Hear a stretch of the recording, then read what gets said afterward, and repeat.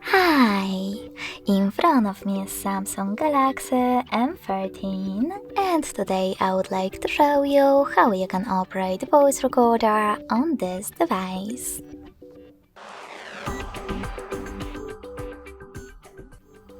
First of all, go into Voice Recorder app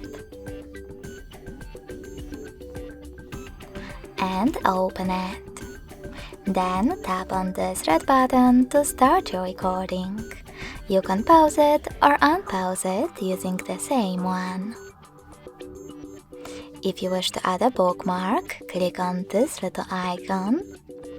And in order to end it and save it, on the square button. Finally, name your recording however you wish to and tap on Save. You can play it by clicking on it. If you want to delete it though, you need to hold it. Select Delete All at the bottom and confirm your choice in the pop-up. In order to manage more recording settings, click on those three dots at the top right corner, hit Settings, and manage all of them however you wish to, like quality.